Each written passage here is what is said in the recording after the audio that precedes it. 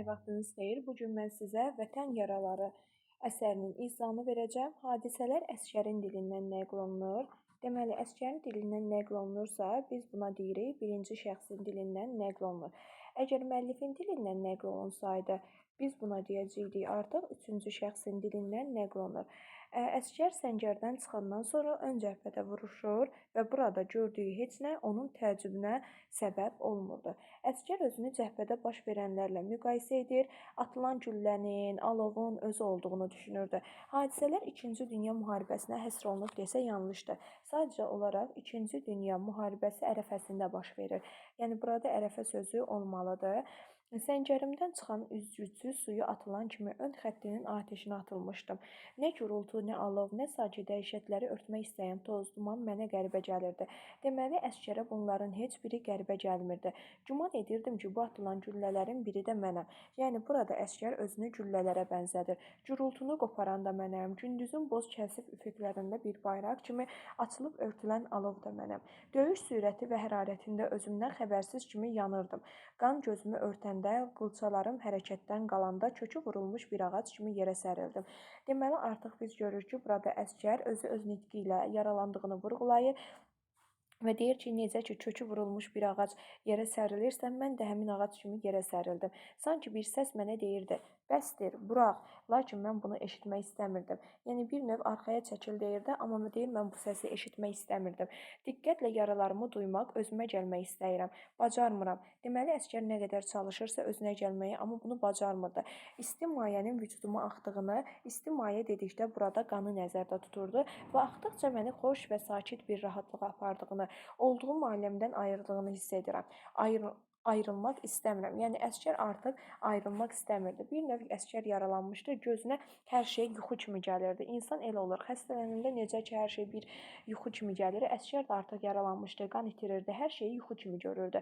Görmək, eşitmək, düşünmək istəyirəm. Hansı bir qüvvənin əli iləsə gözlərim örtülür. Bayaqdan bəri dəmirçi kürəsi kimi səslənən qulaqlarım tutulur. Necə ki, adi yanımızda bir partladan atırlar, qulaqlarımız zincirləyir. Bax, əsgərin də yanında nə qədər toplar, tüfənglər atılmışdı. Artıq bunun qulağında həmin səslər var idi.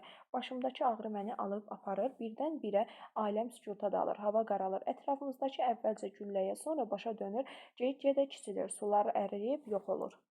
Gəlin bura qədər əsəri təhlil edək. Əsgər özünü cəbhədə baş verənlərlə müqayisə edir, atılan güllənin, alovun özü olduğunu düşünür, gurultu qoparan da deyir, məhz mənim özüməm. Əsgər döyüş meydanında əvvəlcə yaralandığını duymur, amma mübarizəsini davam etdirmək istəyir. Deyir, mənə bir səs deyir ki, burax, amma mən bunu buraxmaq istəmirdim.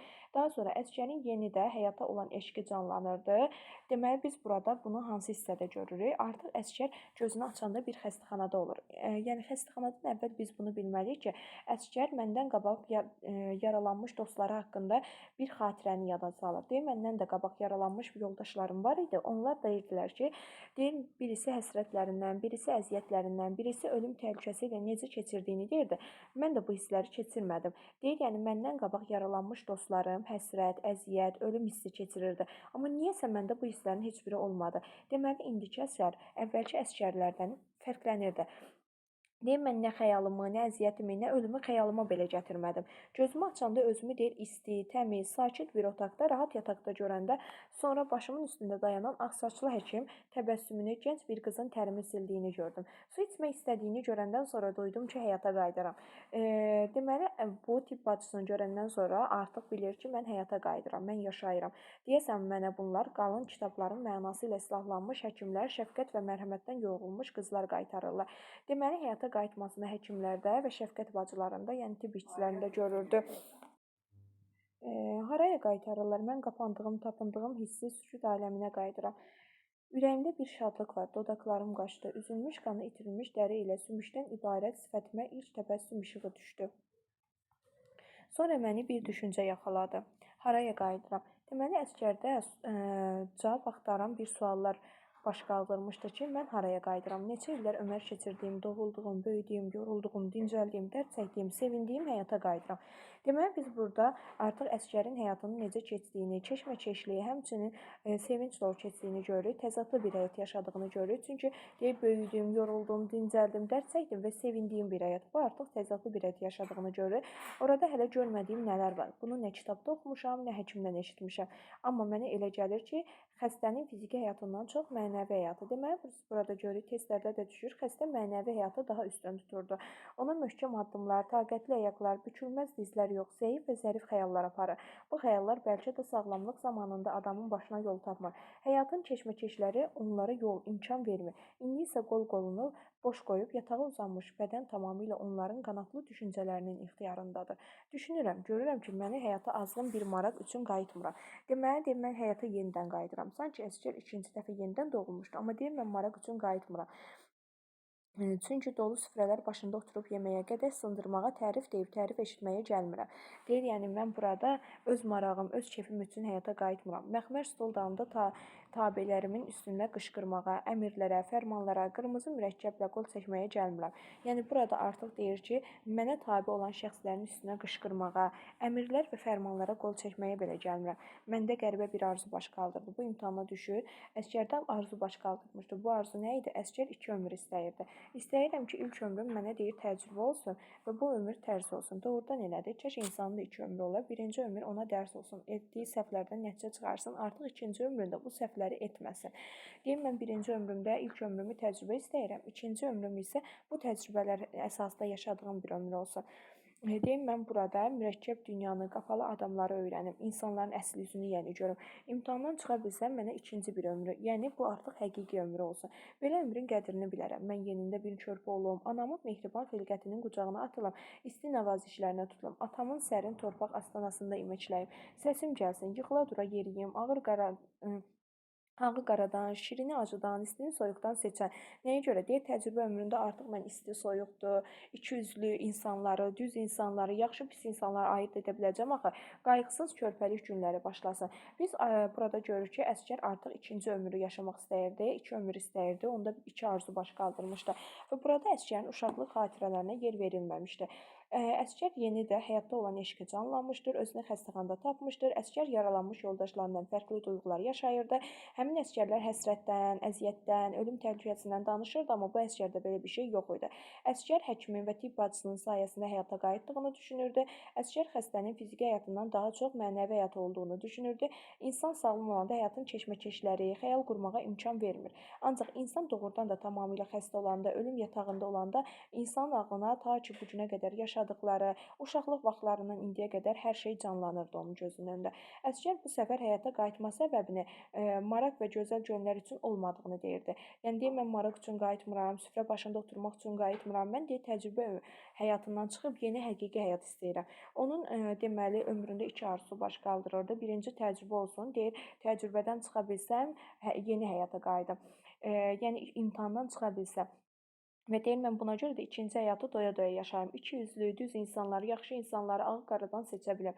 Və əsgər yenidən körpə olmağı arzulayır, amma körpəlik xatirələrini yada salmır. Sadəcə deyir ki, mən kaş yenə körpə olardım. Körpəlik günlərinin həsrətini çəkir, yenə də atası, anasının yanında olmaq istəyir. Deməli, xatirəni yad edir. Daha sonra burada hanı mənim taytuşum? Deməli, öz taytuşlarını, uşaqlıq dostlarını xatırlayır, aşıq atan, top oynayın, gizlən qaç, yoldaşlarım, vuruşub barışdığım, atıb tutduğum, ayrılıb birləşdiyim yaşıtlarım. Bax, bunlardan doymamışam. Deməli, artıq o uşaqlıq xatirələrindən doymadığını dilə gətirirdi. Ömrüm 100 gündürsə 99-unu yurduma, torpağıma yaşamışam, doymamışam. Deməli, həmçinin yurd, torpaq üçün də doymadığını dilə gətiribdi. Nəyini deyim, xoş saatlar, əziz günlər, münis axşamlar, heç bir zaman bu xatirələr cəhbəsi qədər şirin olmur. Deməli, cəhbə xatirələrini hər şeydən şirin tuturdu. Əsgər onları arxada qoyub gəlmişdi. Onları qorxmağa, onları hədələyən təhlükəni yox etməyə gəlmişdi. Zəhra xəstəxanasından arxaya göndərilməli olduğunu eşidib yoldaşlarından ikisi yanıma gəlmişdi. Yəni artıq anası evə qayıdacaqdı. Buna görə də yoldaşlarının ikisi gəlmişdi. Biri mənim deyir yaşadığım məktəb yoldaşım Nəsrəddin idi. İkincisi bizi universitetdən tələbəlikdən çağırmışdılar. Deməli bunlar həm məktəb yoldaşı, həm də universitet yoldaşı olmuşdular. Deyir tələbə olanda səfərbəylik olmuşdu və bizi də çağırmışdılar. Onu görəndə həmişə məktəbli uşaqların kitab çantası yadıma düşür. Nəsrəddin belə yaraşıqlı bir çantası vardı. Deməli, kimi görəndə məktəbli uşaqların məktəb çantası yadına düşür, öz məktəbli yoldaşı, yəni Nəsrəddini görəndə. Özü də qayışla belini bağlayardı. Onun deməli portretini yaradıb, bəzən onun çantasına tutub çəkişdirərdi. Ha, dönmək istərdi ki, görsün kimdir, bacarmazdı. İndi Nəsrəddin bizim komandirin köməkçisidir. Komandir sirrini ona deyir, təhlükəli yerləri özü ilə onu aparırdı. Deməli, biz Nəsrəddin haqqında burada məlumat öyrəndik. Nəsrəddin kim idi? Bunun həm məktəb yoldaşı idi, həm universitetdən bir yerdə çağırmışlar, məktəb və universitet yoldaşı. Daha sonra onun bir çantası vardı ki, məktəb və uşaqlarını görəndə deyir, yadıma Nəsrəddin düşürdü. Belini qayışla yaxşıca bağlayardı, biz onun çantasını tutub çəkişdirərdik. Həmçinin Nəsrəddin komandirin köməkçisi idi. Komandir sirrini ona deyər, təhlükəli yerləri özü ilə aparardı. İkinci cəhbədə tanımışam. Deməli, bunu əvvəldən yox, cəhbəyə gələndə tanımışdı. Kim idi? Kolayar kəndindən idi. Mina arvadının oğlu idi. Adı isə Lətif idi. Atası ölmüşdü. Anası kənddə nümayəndə idi. Sədrlik edirdi. Qadınlar yığınacaqlarında onu stol başında ayaq üstə durub açarı mürəkkəb qabına döyən, sükut istəyən görərdi. Yaraşmasa da həmişə sədrlik etmək istərdi. Deməli, əsgər, təşkilçi əsgər Lətifin anasına sədrliyi yaraşdırmırdı. Lətif deyir, amma anasına oxşamırdı. Baş aşağı üzyol oğlan idi. 2 yaş bizdən deyir kiçik olduğuna görə yüngül ayaqlı edirdi. Yəni yüngül xasiyyət demək deyil, yüngül ayaqlı bizim hər gətir-götür işlərimizi edirdi, bizə hörmət edirdi. Yəni yaşı az idi deyə biz nə deyirdisə onu edirdi. Suyumuzu, çörəyimizi hazırlar. Yürüyüşlərdə gecə istirahət əmri veriləndə bir də görərdin ki, Lətif çəkməsinin dabanı ilə yeri döyür, o torpağı hamarlayardı, 3 adam üçün yataq da düzəldərdi və biz də yastığımızı, əleyh qazlarımızı başımızın altına qoyardıq. Deməli, biz burada 2 obrazla tanışdıq ki, Nəsrəddin məktəb və sinif yoldaşı idi. Daha sonra komandirin köməkçisi idi. Təhlükəli yerləri özü ilə aparardı, bütün sirrini ona verərdi. Amma Lətiflə cəhbədə tanış olmuşdu. Anasının adı Mina arvadı idi, Kolayar kəndindən idi. Atası uşaqkən ölmüşdü. Anası yaraşmasa da sədrlik edərdi. Lətif yüngül ayaqlı gedərdi. Hər işə ona buyururduq belə. Bunlar mənim yanıma həm görüşə gəlmişlər, həm də sifarişə. Deməli, onlar həm yanıma gəlmişlər, həm də ki, mən arxa cəbhəyə qayıdacaqdım deyə məndən bir neçə istəkləri vardı ki, anamızla, valideynlərinə çatdırsınlar. Mənim də danışmanın əsəblərimə toxunacaq bir xəbər almağa icazə var idi. Mən Səhra xəstəxanasında 7 gün ərzində həkimdən başqa yeni bir şəfqət bacısı gördüm. Yalnız bir şəfqət bacısı gördüm. Yanıma gələn məni dindirən olmadığına görə doğrudan da deyə darıxırdım. Ancaq onu da duyurdum ki, mənə yaxınlaşmaq istəyən, məni görmək istəyən kimlər vardısa, şəfqət bacısı deyir yanıma buraxmırdı. Onları yalan satırdı. Xəstə yuxudadır deyirdi. Çünki həkim icazə vermirdi ki, xəstənin yanına kimsə gəlsin. Çünki xəstənin yanına kimsə gələndə onun əsəbinə toxunan bir şey deyəndə artıq xəstə halı pisləşə bilərdi. Yoldaş əsgərlər, xəstə yuxudadır, oyada bilmərəm. Yəni yalan deyirdi. Mən dözmədim, oyanmışam dedim. Yəni pərdə arxasından qışqırırdı. Burada xəstəxanalar, yəni çadırlar formasında qurulurdu. Bunu dedim, sevindiyimdən dikəldim. Dirsələmək istədim. Çarpayıya sarındığım ya ağrıdan qorxduğum üçün dikələ bilmədim. Başım ümidsiz kimi balışa yapışıb qaldı. Yoldaşlarım bir üzü xətir, bir üzü zorcuz özlərini mənim yanıma çıxaldılar. Bacı onlara yalvardı. Tibb bacısı deyir ki, həkim bilsə vallah mənim atamı yandıracaqdı. Nə olar, tez görün, tez gedin. Tez arxayın ol, tez gedəcəyik dedilər. Lətif dedi, 2-3 dəqiqə danışıb gedəcəyik. Çadıra girəndə burada xəstəxanalar, yəni bina şəklində yox, çadır şəklində idi. Səhra xəstəxanası idi. Nəsrəddin nə bacıya baxır, nə də onun sözünü eşidirdi. Mənim alnımı Nəsrəddin öpdü. Demək, əsgərin alnından öpən kim idi? Nəsrəddin. Əlimi ovucun içinə aldı. İllər ayrısı kimi həsrətlə söhbətə başladı. Onlar yaralarımdan sarı məni təsəlli verdilər. Burada əsgərə təsəlli var. Biz bunu həmçinin Azad hekayəsində də Fərdanın Azadı təsəlli etməsində də görürük. Güllə yarası əti bişirir. Tez sağalır. Ananın duası sənə kömək olacaqdır. Deməli, biz burada görürük ki, ana deyir, duası sənə hər zaman kömək olacaq. Yaxşı ötüşmüsən, 10-15 günə duracaqsan. Mən ağrılardan şikayət edəndə Nəsrəddin bir ədib kimi cavab verdi.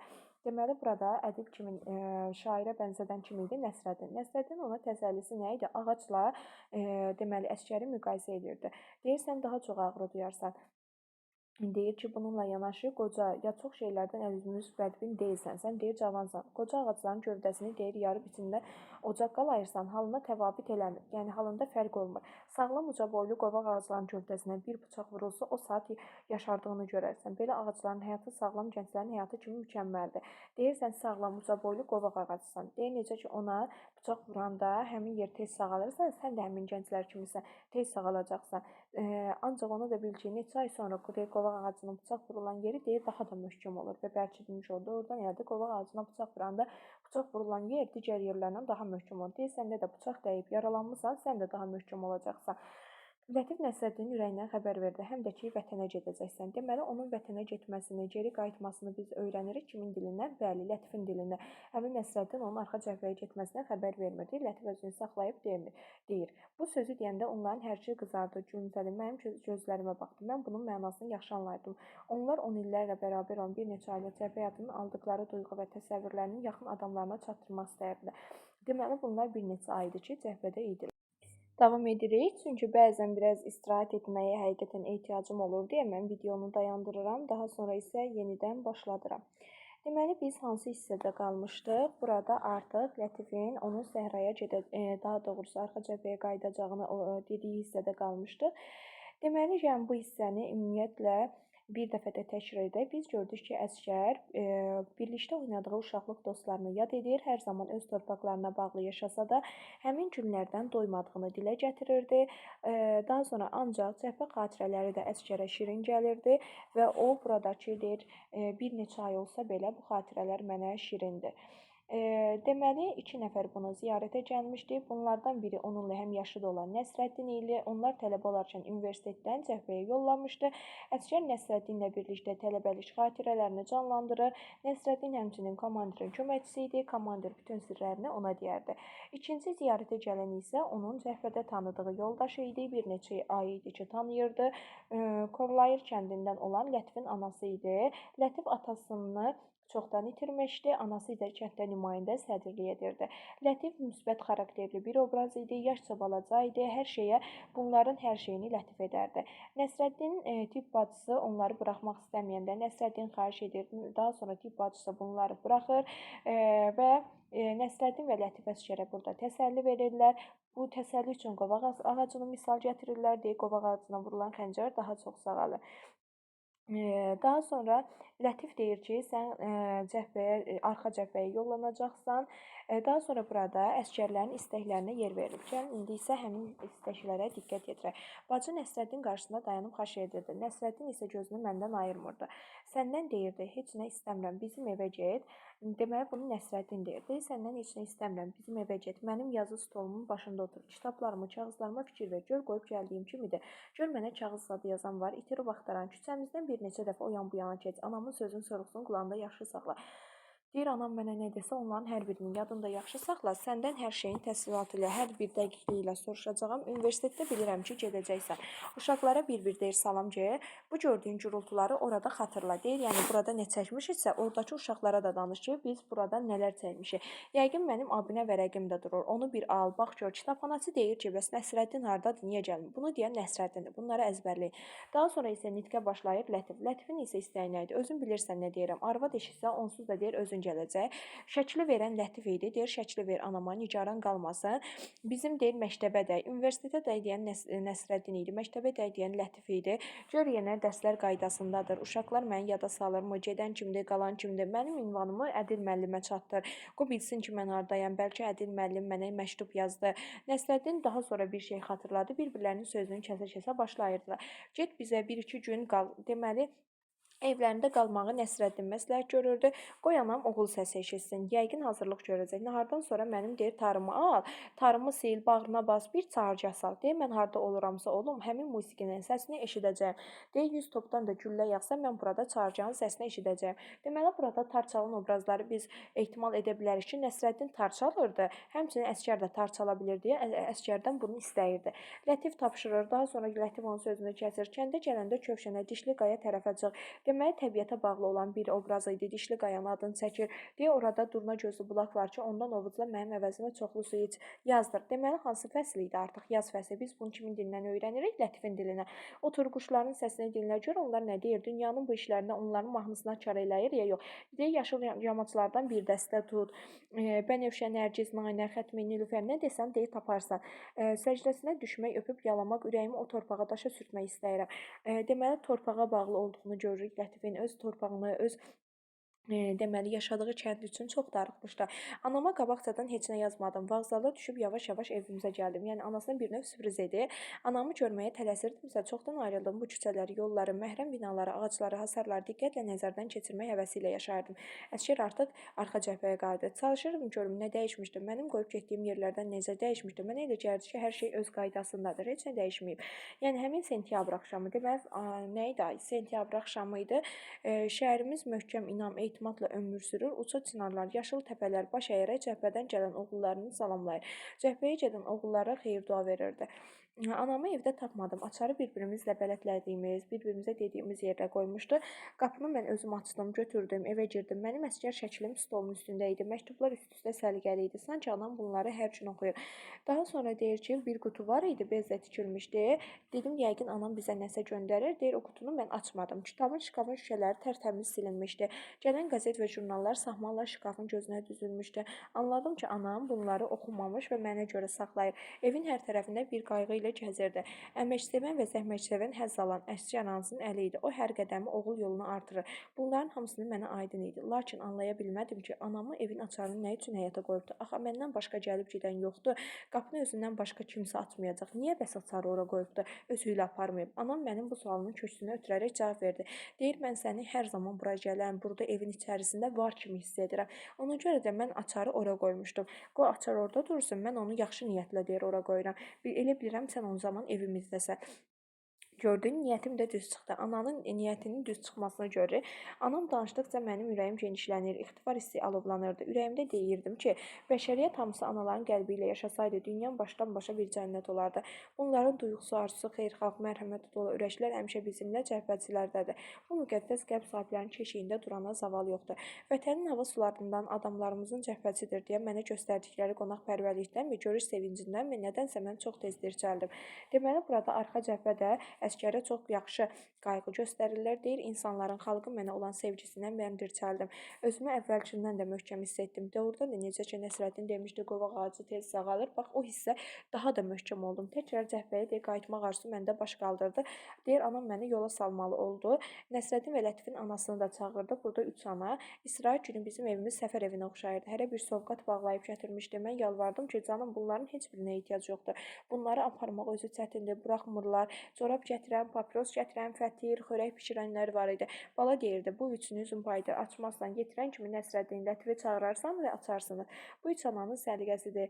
Bir açın, bir oturun, bir yeyin, bir gəzin, bir vuruşun. Cəbhəyə qayıdanda hərbi mütəxəssislər məni böyütmək, başqa yerə yeni vəzifəyə göndərmək fikrində idilər. Mən yoldaşlarımdan ayrılmayım deyə bundan yayındım. Öz hissəmizə gəldim. Təəssüf ki, yoldaşlarımın heç birinin yerindən tapmadım. Nəsrəddin 2 gün əvvəl yaralandığı Səhra xəstəxanasına götürüldüyünü deyirdilərsə, Lətif haqqında açıq danışmırdılar. Deməli, bunun həm Nəsrəddin, həm də Lətif yoldaşı yaralanmışdı. Deməli, Nəsrəddin yüngül yaralanmışdı, Lətif isə çox ağır idi. Mən dərhal deyir, komissarın yanına getdim. Təlaşımı görüb mənə 2 sətirli bir yazı göstərdi. Orada bir dənə rusca yazı yazılmışdı. Demişdim, elə oldu. Döyüşçü ölməyəcəkdi. Bunu əsgər həkim yazmışdı. Mən yazını oxuyub komissarın üzünə baxdım. Nəzərimlə soruşdum. Nə soruşduğumu komissar bilmirdi. Həkim yazır dedi. Lətifin sağlamlamamıza ümidimiz yox idi. Köç qəfəsindən 2 güllə almışdı. Bir mina qəlpəsi dəyibdi. Ciyərinin başı zədələnibdi. Amma həkim qiyaslı ümid verdi. Deyir ki, burada onun həkimi qiyaslıdır və ümid verib ki, o sağalacaqdı. 2 ay əvvəl mənim yanıma gələn yoldaşlarımı axtarıb görüşmək üçün icazə aldım. Ən əziz sovqatı anaların verdiyi bağlamanı Səhra xəstəxanasına gedən maşınların birinə atdım. Əvvəl Nəsrəddini tapdım. O isti bir xalat geymiş həyətdə gəzirdi. Yarası qolundan idi. Deməli, Nəsrəddin qolundan yaralanmışdı və yüngül idi. Mənim gəlməyimi onun üçün yox, xəstə yoldaşlarım üçün də bir bayram oldu. Şəhərimizdən, yollardan, əkindən, məhsuldan suallar verirdilər. Nəsrəddin ikilikdə söhbət üçün məni kənara çəkdi. Torpaq üstündə dirsəklənib oturduq. Mən gördüklərimin hamısını ona nağıl etdim. Bıçağı çıxarıb bağlamanı açmaq istəyəndə deyə Nəsrəddin mənə qoymadı ki, bağlamanı açma. Bu üç ananın sovqatıdır. Ona görə bunu lətifsiz açmaq olmaz. Mən də dedim ki, bu təzədir də. Yəni bunu indi açmalıyam ki, yoxsa xarab ola bilər. Nəsrəddin ucaboylu, zabitəli bir həkimi vardı. Başqalarının həkimi olub orduya gəlmişdi. Başqaları həkim olub orduya gəlmişdi. Bu adam isə tibb təhsilinə əvvəl mükəmməl hərb adamı idi. Deməli, Nəsrəddinin həkimi birinci komandir olubdu, sonradan həkim olubdu. Böyük komandir imiş. Rəsmiyyəti də çox sevərdi. Xəstələr və bacılar ondan bir güzəşt xahiş etməli olsalar, qorxardılar. Yəni bir növ ona söz demək biraz çətin idi. Mən həkimi yumuşaltmağa boynumu aldım, gözlədim. O otağından çıxanda rəsmi vəziyyət alıb məqsədimizi söylədim. Sabah nahardan sonra yarım saat deyib bizə gedə bilərsən. Deməli, Nəsrəddin həkimi yarım saatlıq sabah icazə verərdi. Amma icazə isə onlara bu gün lazım idi. Deyim, mən ondan bu gün icazə almaq istəməyə vaxt tapa bilməmiş, həkim çıxdı dedi. Yəni bunu deyib ötdü. Mən sabaha qala bilməyəcəyimi deməyə israr etməyə macal tapmadım. Mən bu gün Lətifin yanına getdim. Lətif ağır xəstəlikdən təzə ayrıldı. Rəngi ruhu qalmamışdı. Məni görəndə sevincindən ağladı. Məni qəhərləndirdi. Narahat etməyim deyə tez durdum. Bağlamanı onun yanına qoyub çıxdım. Deməli, Lətif artıq ağlayır. Bağlamanı da onun yanına qoyub çıxıram.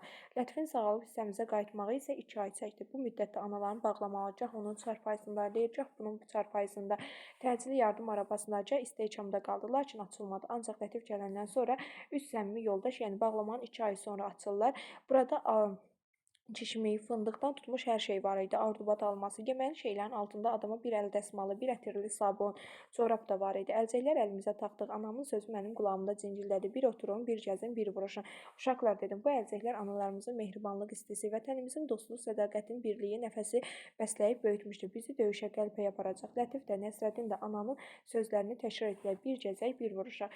Qoyun dedim, analarımızın surəti gözümüzün önündən, səsi qulağımızdan, əli ürəyimizdə olsun. Qoyun onlar oxşayıcı məhrəm əlləri həmişə bizim yanlarımızın üstünə çəkib sağalsınlar. Sağ olaq, torpağımıza soxulan təcavüzkarları məhv edək, analarımız sevinsin, arxayın yaşasınlar, ana vətən bizdən razı qalsın. Deməli, əsərin ideyası da bir oturun, bir gəzin, bir vuruşundur. Burada arxa və ön cəbhə yaradılmışdı və burada deməli, ön cəbhədə gedən vuruşların arxa cəbhəyə heç bir növ ziyanı yox idi. Biz arxa cəbhəni sakit halda görürük. Deməli, gəlin bu hissəni biz yenə də təhlil edək. Dedik ki, burada artıq nə deyə bilərik? Əsgər artıq arxa cəbhəyə qayıtmışdı. Burada deməli yoldaşların sifarişləri vardı. İlk oradan danışaq. Lətif onun xəstə olduğundan cəbhədə doğma yurduna göndəriləcəyini xəbərini Lətif verir. Nəsrəddin isə əsgərdən istəyinə yer verir. Onun yenidən vətənə qayıtdıqda evlərinə baş çəkməsini istəyən Nəsrəddin olur. Kitablarına baxmasını istəyir. Ona məktub yazanın, itirib axtaranın olmadığı ilə maraqlanmasını istəyir. Deyir, mənə anamdan xəbər gətir. Bunu edən Nəsrəddindir. Deyir, get universitetimə baş çək, gör tələbə yoldaşlarım mənə salam verirmi? Daha sonra deyir, get kitabxanaya, gör kitabxanada abinə fərəqim dururmu? Lətif isə deyir ki, sən mənim şəklimi apar anama, məktəbimə baş çək, Ədil müəllimə ünvanımı de, mənə məktub yazsın, Dişli qayaya çıx, ora bulaqdan su iç. Daha sonra deyir, orada bütün otlardan bir buket tut. Hadisələr yaz fəslində baş verirdi. Daha sonra Lətifin yurdunun füsunkar gözəlliyi burada canlandırmışdı. Əsgər anasının gəlişinə əvvəlcədən xəbər vermirdi. Deməli, deyir, get bizim evdə qal deyən Lətif idi. Deməli, anası ilə qoyduğu açar həmin yerdə idi. Açarı həmişəki yerdə taparaq içəri daxil olurdu. Əsgərin şəkli stolun üstündə idi. Məktubları çox gözəl, səlqəli şəkildə düzülmüşdü. Anası qəzetlərin hamısını yığıb saxlamışdı ki, oğlu oxusun. Daha sonra anası övladının cəbhədə olsa da onun evdə olmasını təsəvvür edirdi. Onun üçün açarı ora qoymuşdu. Əsgər anası yüksək dəyərləndirir. Bəşəriyyətin ana qəlbi ilə yaşadığı halda həqiqi cənnətə dönəcəyini düşünür. Qonaqpərvərliyə yer vermişdi. Əsgər sağaldıqdan sonra onun qəlbinə yeni bir cəbhəyə qayıtmaq arzusu canlanırdı. Deməli, hər kəs əsgəri ziyarətə gəlirdi, hədiyyələr yollayırdı. Daha sonra əsgərin anası ona xəlvət bir bağlama verir. Bu 3 ananın bağlaması idi. Əsgər cəbhəyə qayıdandan sonra ona yeni bir vəzifə təklif edirlər. Bunu yadda saxlayın ki, əsgər vəzifə təklif edir, amma əsgər həmin vəzifəni istəmir. Öz silah yoldaşlarından ayrılmaq istəmirdi və ona görə də bu vəzifəni rədd edir. Yoldaşlarını tapa bilmir. Nəsrəddin və Lətif yaralanmışdı. Nəsrəddin yarası yüngül idi, Lətifin yarası ağır idi, ciyərindən də dəymişdi. Komandir həkimin Lətif haqqında yazısını əsgərə göstərirdi. Əsgərin sağalmasına ümid yox idi, amma qiyaslı idi onun həkiminin adı ki, demişdi ki, sağalacaqdı. Əsgər evlərinə gedib qayıtması 2 ay zaman ərzində baş vermişdi. 2 ay zamanda da bunlar yaralanmışdı. Nəsrəddin yaralısı qolundan idi. Bağlamanı açmaq istəyəndə Nəsrəddin bunu qoymur. Deyir ki, bağlamanı açma, Lətifsiz açmayaq. O da deyir, xarab olan şeylər var, amma açmırlar. Beləliklə 2 ay Lətif sağalıb gəlir və 2 ay bağlama gah orada, gah burada gəzirdi. Lətifin sağalıb qayıtması 2 ay yarım çəkirdi. Daha sonra anası onlar üçün sovqat olaraq əlcək toxumuşdu. Əlcəkləri əllərinə taxırlar. Daha sonra bu sevgilərini hiss etdirirlər. Daha sonra Təhlil hissəsi əsər hekayə janrında yazılmışdı. Bu yeri yadda saxlayaq. Epik növdə yazılmışdı. İkinci Dünya müharibəsi mövzusu idi. Daha sonra müharibə insanları məhv etsə də onların qəlbindəki əziz xatirələri, müqəddəs hissləri məhv edə bilməz. Əziz xatirələri, müqəddəs hisslər qorumağın müharibə şəraitində daha çox ehtiyac var. İkinci Dünya müharibəsinin ən qızğın çağında qələmə alınan bu əsər geniş müharibə səhnələri verilməyibdi. Bu geniş yox idi. Əsər oxucuda ədalətsiz müharibəyə, onu törədənlərə qarşı güclü qəzəb, nifrət duyğusu öyrədirdi. Əsərdə bir-birinə zidd olan iki aləm üzə qoyulur: dinc həyatla müharibə. Dinc həyatda yalnız əsgər xatirələrində mövcud idi. Qapımızdan keçəndə su arxının başında oynadığım, söyüd yarpaqlarını əsas xəfif küləklər olaraq görmüş saçaq kimi dolaşıq saçlarımı üzümə tökərdim. Müharibə isə gerçək və amansız idi. Güman edirdim ki, bu atılan güllələrin biri də mənəm. Belə deyirdi. Dinc həyatın əsas xatirələri, müqəddəs hisslərin qorunması istəyi hekayənin mahiyyətini, mənasını təşkil edir. Bu müharibə Azərbaycanda əsgərlərin iştirakı tarixi zəruri idi. Həmvətənlərimizi silah naminə bəşəriyyətin böyük bəladan qorumaq məqsədi ilə canlarından keçiblər. Düşmənlə mübarizədə əsgərlərin ruh yüksəkliyini biz görürük. Əsərdə anaya məhəbbət burada var. Üç əsgərin dostluğu ifadə edirdi. Dostların hər üçü vətəni, ailəsinə dərindən bağlıdır. Əsərin oxunaqlı, təsirli olmasının bir mühüm səbəbi də deməli burada bədilikdən yüksək səviyyədə istifadə olunmuşdu. Hissi sükut, məgər xəyal onları gətirib yetirə bilərmi? Görürsüz, bu nə qədər məcazlıq yaradıb. Əsərin ekspozisiyası, huşunu itirən əsgərin olması, Zavyaska xəstənin iki vəfalı dostu ilə tanışlıq və onların bitməyən istəkləri, kulminasiya hər bir qayğı əli gəzən ev idi. Ananın, yəni əsgərin həyata qayıdışı idi. Razvyaska Lətifin sağalmasına ümid idi. Finalda da bunların bağlamanı açması. Hadisələr təkcəsinin, yəni birinci şəxsin dilindən verirdi. Mənəvi həyatı daha çox üstün tuturdular. Möhkəm addımlar, taqətli ayaqlar, bükülməz dizlər yox, zəif, zərif xəyallar aparırdı. Anaların qoyduğu buradakı fətirlərə yer verilmişdi. Daha sonra hadisələri nəql edən əsas qəhrəman əsgər idi. Hadisələr onun dilindən deyilir, amma onun adını biz bilmirik. Xəstəxanada olarkən əsgər bura gəlmə səbəbini vurğulayır. Dinc həyatının əziz xatirələrin qoruyucusu olduğunu deyir. Deməli, xəstəxanada gözünü açanda həyata qayıdış səbəbini, amalı axtarırdı. Birinci ömür təcrübə ömrü. Əgər imtahandan çıxa bilsəm, həqiqi ömür istəyirdi. Keçmiş günləri, uşaqlıq illərini xatırlayırdı. 100 günün deyir 99-unu vətənə, yurduma qurban verərəm. Xəstədən ayılanda 7-ci günü idi. Xəstəxanada ayılanda daha sonra güllə yarasına əti pişirdiyini, tez sağaldığını, anasının duasını ona kömək edəcəyini, 10-15 gün ayağa duracağını deyirlər. Yəni bunu deyən dostları idi. Daha sonra evə göndərirlər ki, tez sağalsın. Dostları vətənləri 10 illər bərabər olan cəbhə həyatını xəbər göndərmək istəyirlər. Daha sonra burada ana oğlunun şəklini stolun üstünə qoymuşdu. Vətən suyunun havasına insanların qonaqpərvərliyini burada görürdü. Nəsrəddin kim idi? Təkcəsinin yaşadığı məktəb yoldaşı, universitetdə oxuyarkən hər ikisi müharibəyə aparırlar. Onun çantasını canlandırmışdır. Daha sonra isə ədib kimi danışan Nəsrəddin idi. Burada qovaq ağacını misal gətirən də Nəsrəddin idi. Onların evinə getməsini istəyir, yazı stoluna baxmasını, küçələrdən tez-tez keçməsini istəyən Nəsrəddin idi. Universitetə getməsini istəyir, kitabxanasından onu görsün, soruşub, yoxsa soruşmur. Daha sonra anam deyir, hazırlıq görəcəkdir. Get mənim sarıcaq tarımı çalıb, get bizdə də qal, anam oğul səsi eşitsin. Bağlamanı Lətifsiz açmağa icazə vermirdi. Lətif baş aşağı idi, üzə yol aldı. Cəbhədə tanış olmuşdu, atası ölmüşdü, anası Kolayır kəndində nümayəndə idi. Daha sonra 2 yaş balaca idi. Əsgəri görməyə gələn anasının verməsi üçün ona şəkil verirdi. Deyir, məktəbə get, Ədil müəllimə ünvanımı ver, gör mənə məktub yazacaqlar. Deyir, daha sonra dişli qayaya çıx, Quranın sularından, bulağından iç, həsrət çəkirdi. Mina qəlpəsi almışdı, 2 güllə almışdı, pis yaralanmışdı. Sevincindən ağlayırdı ayılanda. Daha sonra ana isə cəbhəyə oğlunu yola salırdı. Əməksevər, zəhmətkeş bir ana idi. Əsərin təhlili bu qədər. Sağ olun, salamat qalın.